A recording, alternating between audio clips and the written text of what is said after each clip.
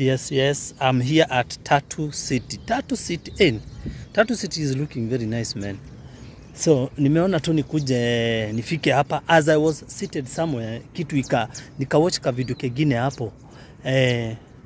This mzungu anapigia watu kelele kwa police station mgani?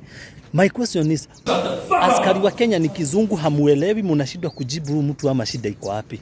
What seems to be the problem?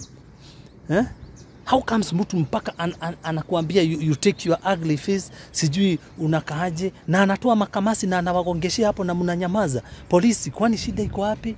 I thought you guys are so courageous. What happened?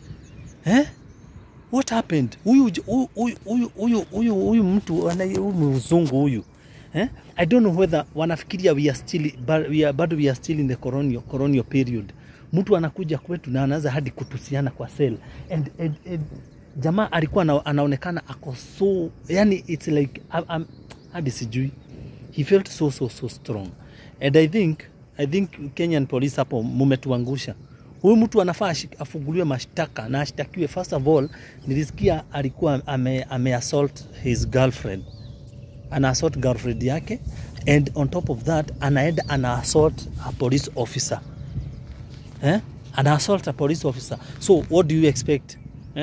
What are you trying to display, you Kenyan police? Mtuambie kama ni kizungu hamshiki, musikie venye huyu mtu anaongea, tukuje to interpret ama what's happening. Manze, I felt so bad. Juu hata kama mimi nilikuwa hapo na record, huyu mtu hageongea hivyo.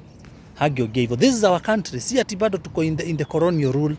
Na mtu bado anaongea na ukali mpaka anatusiana. Na bado tuko hapa tunamwangalia hivi. Mpaka this lady who was smiling. Huyu polisi, ungekuwa ushamweka hizo mapingu uingize huyo mtu na huko.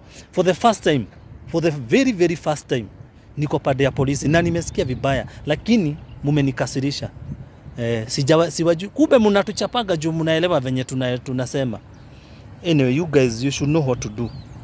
Huyo mtu afunguliwe mashtaka. Na kama inawezekana awekwe remand, kufanyiwa investigation, as the investigations are going, awekwe remand, afungiwe huko. Anyway, Tatu City inakaa fiti sana. Enjoying the view at Tatu City, and it's looking very nice. Tuendelee kusubscribe. My name is Charles Doya. Tuonane. Peace.